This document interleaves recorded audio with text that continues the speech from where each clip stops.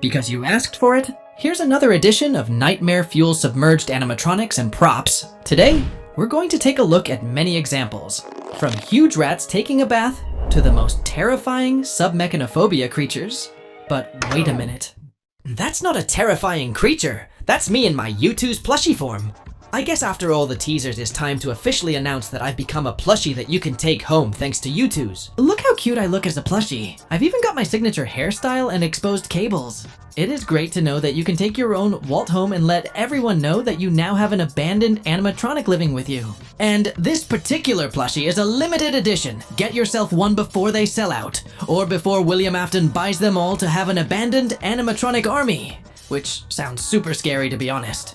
This plushie is releasing next week on August 2nd at 12 p.m. PST, 3 p.m. EST, so mark your calendars. But if you want to be the first to say that you have your own Walt, Youtooz is holding a giveaway right now. And it's so easy to enter. Here's what you need to do. Click the link in the description and it will take you to this page. Now all you gotta do is follow Youtooz on any of these platforms that you see here. Each click you do is a different entry, so you can have up to 4 entries for this giveaway. They will randomly choose 3 winners on the day of the release and email you for your shipping info. So good luck, Duck Squad!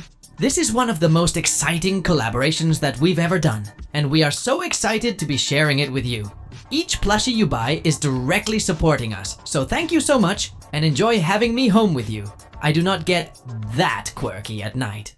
The Animals of the Square, La Machine. La Machine is one of our favorite companies for mechanical creatures. We love the complexity and size of their creations, as well as their fantastic design. We have already covered some of these terrifying and incredible creatures in our video about giant animatronics, but today we'll talk about some more. This French company was founded in 1999 by François de la Rosière. La Machine specializes in creating the most monstrous and spectacular giant animatronic machines in the world. Composed of artists, technicians, and theater designers, the company focuses on crafting unusual theatrical objects for public spaces. Today, we're going to cover one of their most incredible installations, although it might provoke terror and a strange sensation for those who suffer from submechanophobia.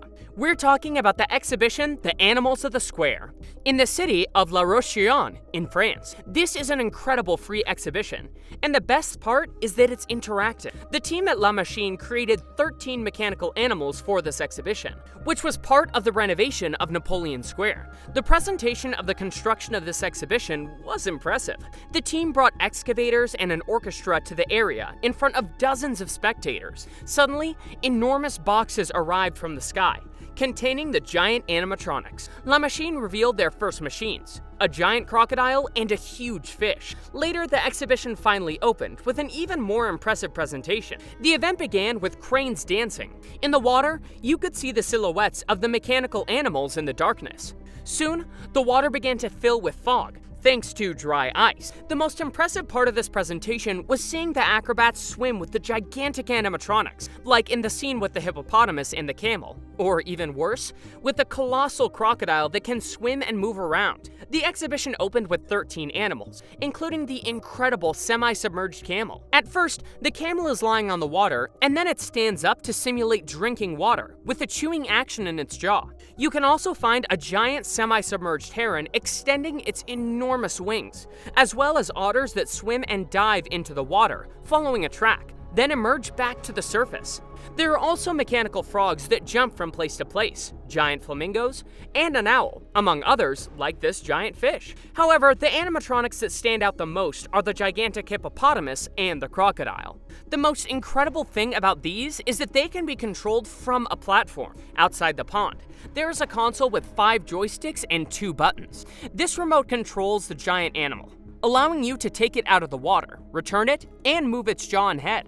The hippopotamus is also a beautiful machine, as visitors can control it with a similar console and even submerge it completely. It's truly a marvel for animatronic fans. Our offer still stands. We are willing to make a full video about La Machine and their animatronics. Let us know in the comments.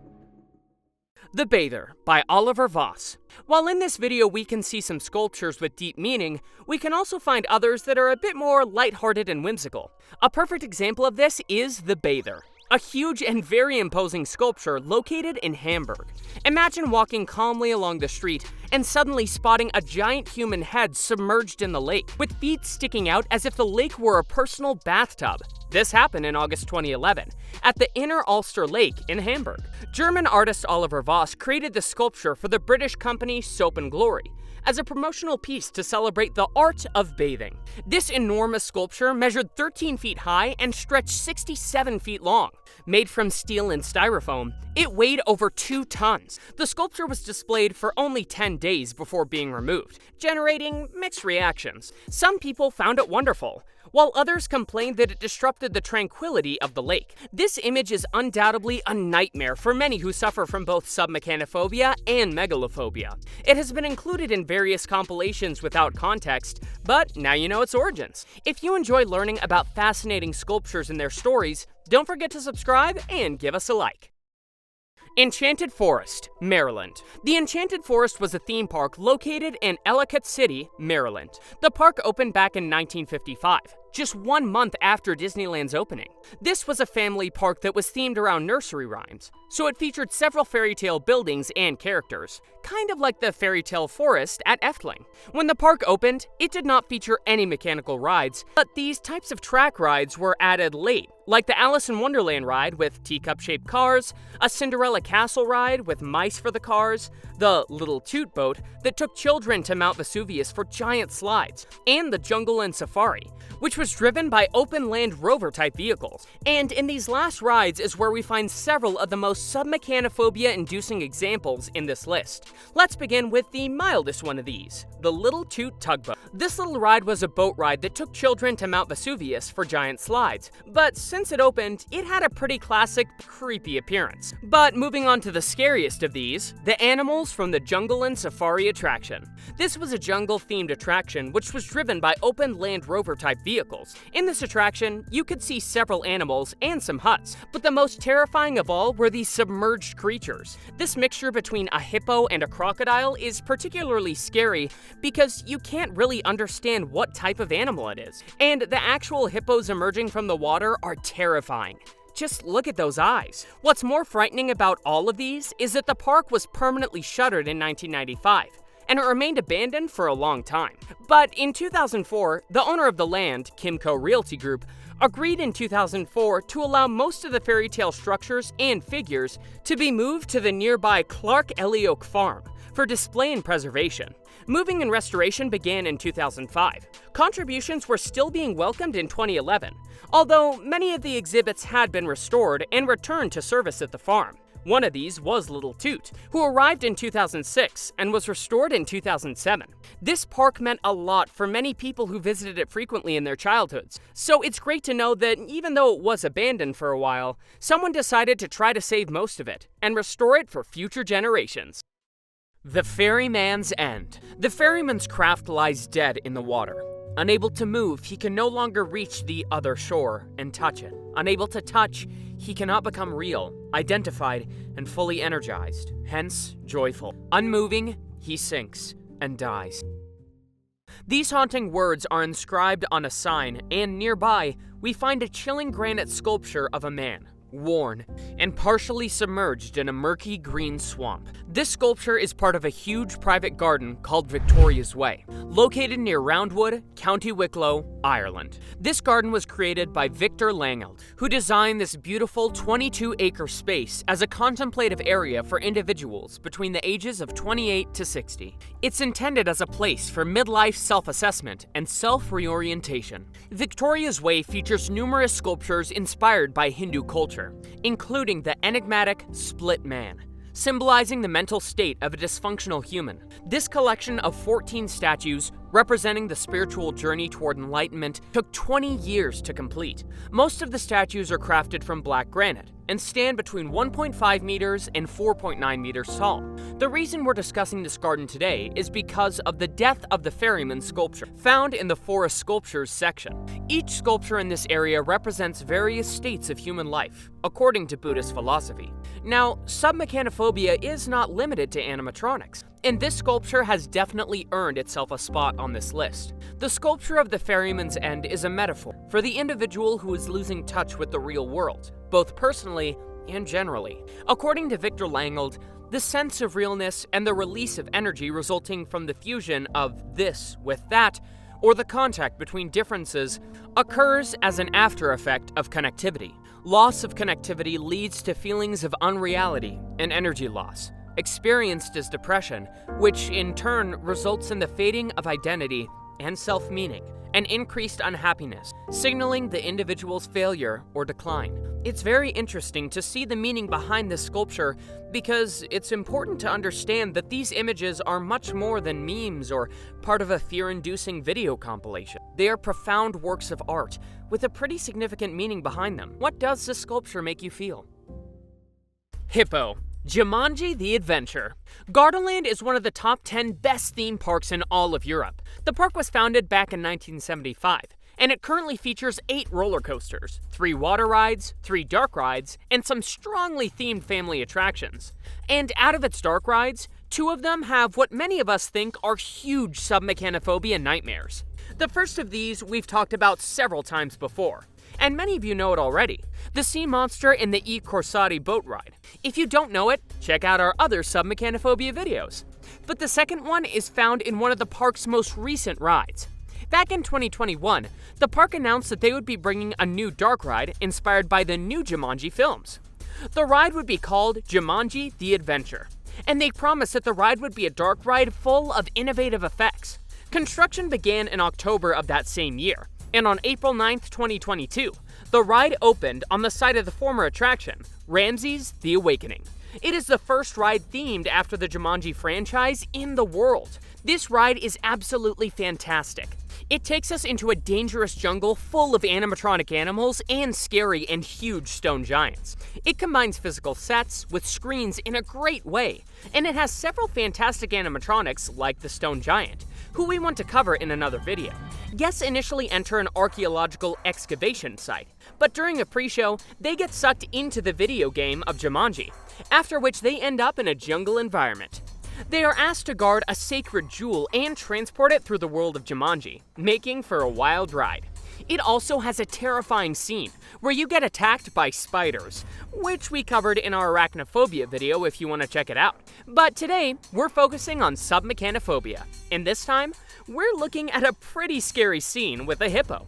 After you enter the jungle, your jeep begins going through many turns, and in one of them, we come face to face with a hippo, who jumps out of a pond to attack us. This scene is terrifying because we're in complete darkness, except for some thunder that matches with the hippo attack.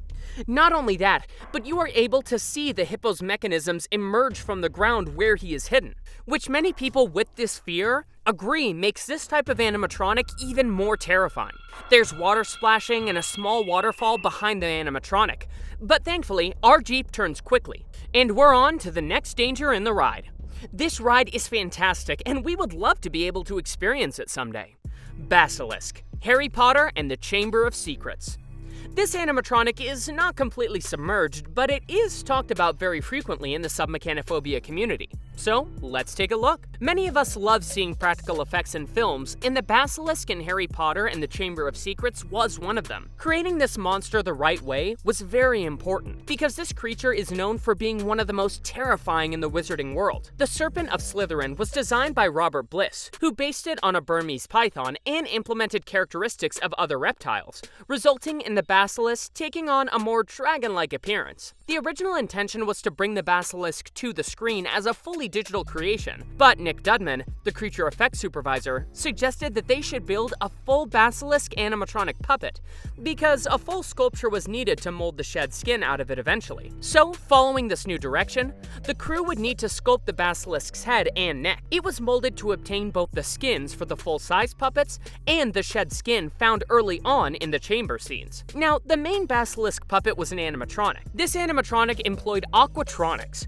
hydraulic systems that function with water, allowing for smooth smoother, gross movements. So the animatronics had a fluid range of head and neck movement. The head was fully operational, with a jaw-opening mechanism and moving eyelids, nostrils, and tongue. Its fangs were cable-controlled and could retract as its mouth closed and move forward as it opened. The basilisk was mounted on a rig that allowed the creature to be raised and lowered, and also mounted on tracks that helped the creature slither up and get close to Daniel Radcliffe for fighting scenes. In the end, the animatronic was used 10 times more than they ever thought they would. Of course, not everything can be made using practical effects. In this case, the practical basilisk was intercut with the digital version. Also, there was another practical version made for the film. After the basilisk's death, its corpse is seen lying on the floor of the chamber. This was just a dummy. The skin was molded in foam latex and polyurethane. And to top it off, the basilisk skeleton makes a cameo in Harry Potter and the Deathly Hallows Part 2, for which the team created an 8-foot-long full-size model of the basilisk skull and neck vertebrae. In this case, we got the best of both worlds. Having practical effects and visual effects make a perfect combination. Orca Animatronic, Kelly Tarleton's Sea Life Aquarium. In New Zealand, there was a unique ride that combined real animals, fictitious scenarios, and animated props. This defunct ride was located at Kelly Tarleton's Sea Life Aquarium, one of the most renowned aquariums in the region, featuring hundreds of exhibits with turtles, sharks, manta rays, and penguins. The ride, called Arctic Encounter, took guests through tunnels filled with optical snow effects, leading to a large tank, where visitors could observe penguins swimming and relaxing on the surface. After the serene experience, the ride moved to the Antarctic zone, designed to resemble the icy continent. Here, several penguin props were displayed in an exhibit meant to mimic Antarctica. This is where a submechanophobia nightmare awaited. As guests passed by a small pond, without warning, a giant orca would suddenly emerge from the water. The sheer size and the sudden unexpected appearance of the orca caused many to be terrified of this creature. The depth of the pond added to the unsettling effect, and the fact that the orca is eating a seal does not help. It actually makes it even more imposing and scary. Not only that, but seeing it emerge shows us how she's eating the seal and then goes back into the water. It's terrifying. But even if it is terrifying for many, no one can deny that it is such an impressive sight. Here's a question for you. If you were given $1,000, would you swim for 5 minutes with that creature? This attraction closed in 2012 to provide a larger space for the penguins and improve the facilities. While it's sad to lose this animated prop, it's always good to know that it was for the benefit of the animals. Bon Bon Land, Giant Rat. Bon Bon Land is a familiar topic on this channel. This bizarre theme park is located near Copenhagen in Denmark and is the 4th largest amusement park in the country. Bon Bon Land began as a candy factory, known for its weird and audacious candy names like Seagull Droppings, Large Boobs, Pea Diapers, Earwax, and Hundeprutter, aka Dog Fart. Surprisingly, these quirky names were a massive hit with kids. The factory was asked by several people over the years for tours, but it was not possible because strict hygiene laws prevented this. So, the owner Michael Spang had a great idea, and he decided to expand and create a theme park where the rides would be just as bizarre as their candy names. One of these rides is the flume ride called Vandrotten, or Water Rat. This ride features a rat that loves dirty water, and it takes riders through sewers designed by this character. The ride is filled with curious and strange props, including spiders, worms, and of course, the stars of the show, rats. Early in the ride, you'll find the gigantic prop that we're highlighting here. As your boat exits a pipe, you're greeted by a bizarre scene. A rat bathing in sewer water. The design is quite peculiar, and right next to it, another rat is squeezing out a rag. These sculptures create a feeling of filth, which is surprisingly the attraction's goal. One of the grossest details on this ride appears just before the final drop. You'll get to see the park's mascot, a dog named Henry Hunderprut, attempting to pee on you from the ceiling. That's definitely not something you would find on an average theme park. While this ride might not trigger submechanophobia in all of you, it will undoubtedly gross you out. Sadly, this rat is not there anymore, but it will live on in the memories of the people who were able to see it, and we hope it comes back someday. Animatronic Dragon, Excalibur Hotel. This submechanophobic nightmare is an animatronic dragon that used to be a part of the Merlin show at the Excalibur Hotel in Las Vegas. But one day, the performance closed, never to open again. The Excalibur Hotel opened in 1990, and the purpose of the hotel was to provide its visitors with the experience of being transported back in time to the days of knights, fair maidens, jousting, and feasting. They did this with different techniques, but the best of these was having special shows and entertainment. But it was in 1993 when their main attraction debuted, a new show, which would be an epic battle between Merlin and a dragon. And the best part of it was that it would feature animatronics.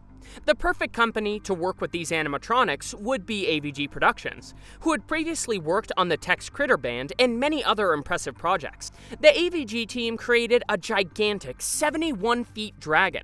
It took 9 months and numerous clay and foam prototypes to develop a suitably convincing and scary opponent for the cunning wizard. Once they did, they gave it glowing yellow eyeballs, hand-painted scales, and a crimson-red grimace. The dragon was made to be maneuverable, and even included a removable rubber neck in case it swallowed something by accident, like a fallen hat or camera. From the vantage point of the drawbridge, they saw the 71-foot animatronic fire-breathing dragon wage battle against Merlin, who defended the castle by shooting a series of fireballs at the scaly beast, who eventually slunk off back to its lair. The audience gave this show a standing ovation, and it was a must-see when visiting Excalibur. But over time, the animatronics mechanisms wore out, and the show got worse and worse, to the point where it was once considered the worst attraction show in Las Vegas. So it was decided that the show would close.